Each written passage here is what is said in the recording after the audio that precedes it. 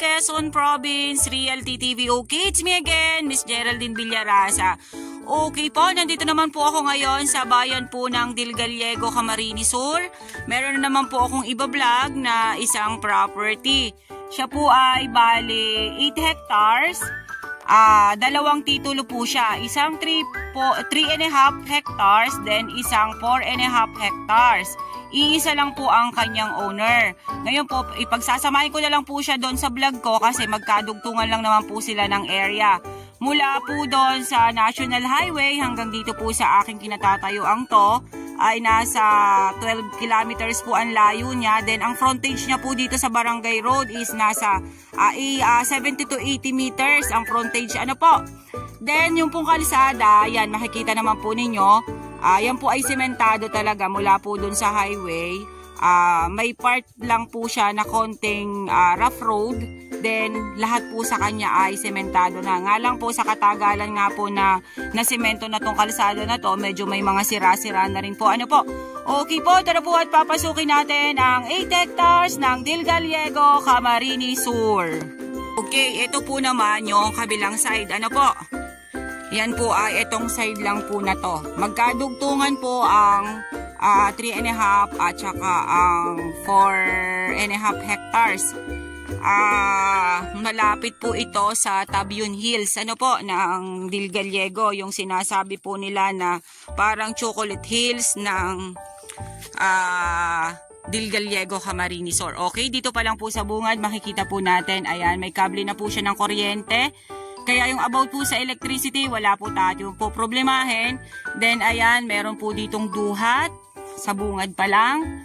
Then, makikita po ninyo ay may mga nyug po siya na mga bago pa lang naupo. Then, eto naman po ay mga namumunga na. Then, ayan, may mga fruit bearings po dito sa bungad. May Indian mango, langka, then hardwood, mahogany at jimilina. Okay.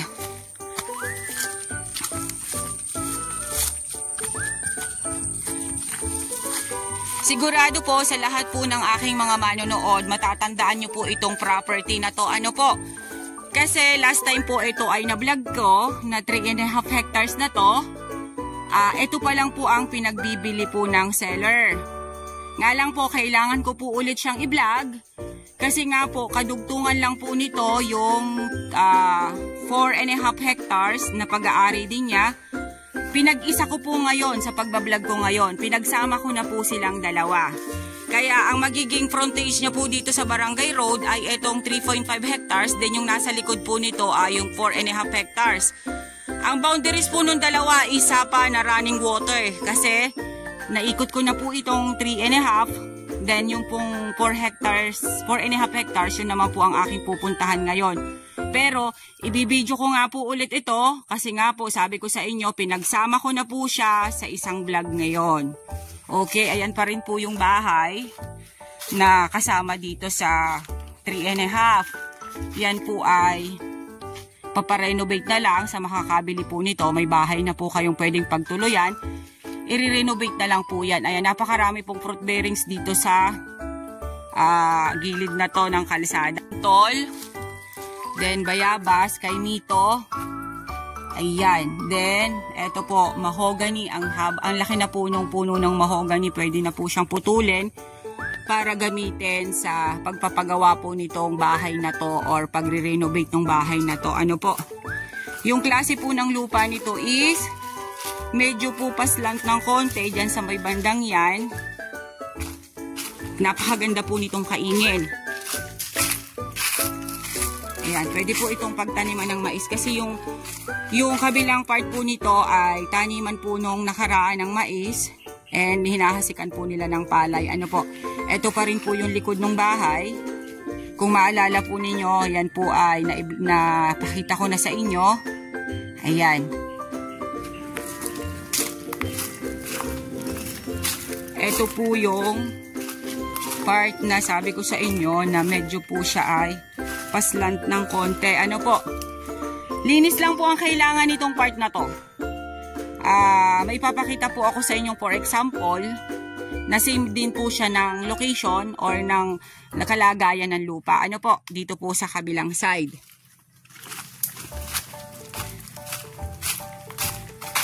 Ayan, ito po ay part pa rin po ito ng property. Ano po? Kuya, wag ka na sumama. Ako na lang pupunta doon. Kami na lang pupunta doon sa loob. Ito yung inuga na yan. Opo, opo. Ayan, ito po yung sinasabi ko sa inyo na for example. Same po sila ng kalagayan ng property na to na binablog ko. Ayan, yan po ay ginawang maisan at tinataniman po yan ng palay or hinahasikan. Ito pa nga po, oh. Sila po ay nag-harvest dito ng mais. Kung baga po, ito pong part na to, na madumi or madamo, ganyan din po ang kalagayan ng lupa niya. Linis lang po talaga ang kulang dyan. Ano po? Ayan, may mga pangilan-ngilan pa po yung nyog. Yan po. Yan pong part na yan, nandyan po ang 4 hectares. Ano po? 4.5 hectares, yung nyuga na yan dyan. Yun nga po sinasabi ko sa inyo, nakarugtungan lang po nitong 3.5. Kaya po pinagdesisyonan po ngayon ng seller na ibenta na po ng lahatan para isang largo na laang po siya. Ayan.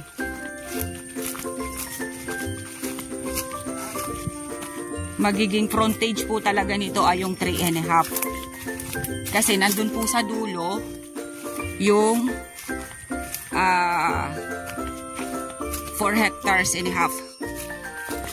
Ang price nga po pala nito is 35 pesos per square meter. Pumapatak po siya na 350 per hectares.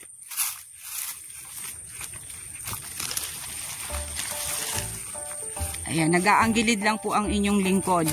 Yan po yung 3.5. Yan po siya. Dito po sa loob na to, ayan. Makikita naman po natin na medyo po talaga kakaunti ang tanim dito sa part na to. Medyo po siya nagpatalibis ng konti. Pero napakababa po ng kanyang pagiging talibis. Ayan, may antipolo po dito sa side na to. Then, ere pong side naman na ere ay mga bagong tanim na nyog. Marami po ditong itinanim na nyog. Nga lang po ay di syempre po maliliit pa siya. Yung 4.5 ay ganun din po. May mga nyugan din po yon. Ano po? Ayan. Saan ba tayo pwedeng dumaan na medyo malinis-linis?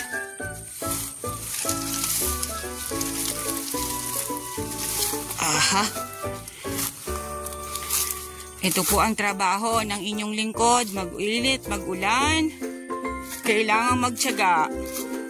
Ayan po siya, oh. Ang mga nyug niya, mga naupo pa lang. Then, ayan po, patalibis po yan ng konti. Yun nga po sabi ko sa inyo, konting-konti lang po siyang tumalibis. Napakaganda po nitong hasikan ng palay, taniman ng mais or mani, gulayan. Napakaganda po ng area na to para doon sa ganong produkto. Kasi nga po, madalas ko po sa inyong binabanggit, maganda po ang isang property na medyo patalibis. Kasi nga po kapag ka umuulan ay hindi po naiistakan ng tubig.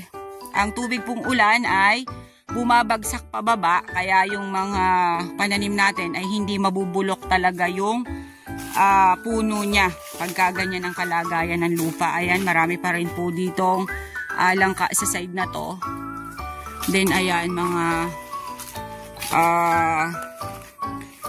batino ang nandito po. Yung kabilang side naman na po na yan na po yung 4.5 hectares. Papunta naman na po yan doon. Padulo na po yan doon. Pagtawid po ng sapa na to, yan na po yung 4.5. Kaya talaga po siyang kadugtungan laang po siya nung 3.5. Ayan. Same din po siya ng kalagayan nung 3.5 hectares. Medyo banaya din lang po ang kanyang pagkalupa. Ano po? Yan, hindi ko na po siya mapapasok yan sa may bandang yan dahil medyo po talaga maraming damo. Kaya hindi ko na po siya mapapasok. Ano po? Ganyan lang po ang aking mapapakita sa inyo dahil mano-mano lang po ang pagbablog ng inyong lingkod. Ayan po siya. Medyo po yan, yung part na yan, na 4.5 ay medyo din po siya nagtalibis din po ng konti. Basta yan pong pagtawid na yan ng sapa na yan dyan, yan na po ang 4.5. Yan po yung sinasabi ko sa inyong sapa na running water. Ayan po siya, oh. Hindi po masyadong makita yung tubig, gawa po ng ano po. Pero yan po yung sapa na naka-boundary po doon sa isang titulo. Ayan, yan pong kalawakan na yan dyan. Nandyan po ang 4 na hektarya at kalahati. Ayan, kaya po silang dalawa ay magkasunudan. Same din lang po sila ng kalagayan ng lupa, same din po ng tanim. Nyugan din po yan, pero hindi rin po ganun kasiksik ang nyug niyan. Ang kagandahan lang po talaga nito dahil ito pong isang parsela ay nasa gilid po mismo ng kalsada at murang-mura na po itong property na to. Titled po siya, 350 per hectares ang asking price sa akin ni seller. Ano po? Ayan. Ito po ay malapit doon sa aking linag na 6.8 na tax declaration. Then malapit din po doon sa kulang-kulang 10 hektarya na tax declaration. Magkakasunod lang po sila ng property. Magkakasunod lang po sila ng area. Ano po? Okay. Let's go na po ulit doon sa may bungad kasi medyo po malayo-layo na ang ating nararating. Medyo po katarikan po ng araw. Katanghalian ay kailangan na po nating bumalik sa ating pinanggalingan. At medyo po talaga mainit. Hindi lang po talaga medyo, talagang mainit na maitit po talaga. Sagting po ng init. Ayan, mamaya po isunog na naman ang inyong lingkod.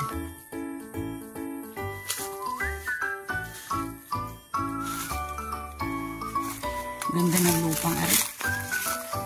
Okay guys, sabihin nyo na po ang property namin. Dito po ito sa Del Gallego, Camarines Sur. 8 hectares, 2 title. Siya po ay titulado along Barangay Road. Then, ang frontage po niya sa Barangay Road is nasa 70 to 80 meters. Then, yun pong 4.5 hectares ay nasa likod. Magkadugtungan lang po sila. Same owner. Then, ang kalagayan po ng lupa niya ay medyo po siya patalibis ng konti. Mainam po ito sa mga gulayan.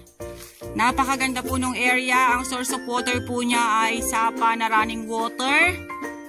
Then, marami rin po siyang nyog at hardwood. Marami rin po siyang mga fruit bearings dun sa bungad.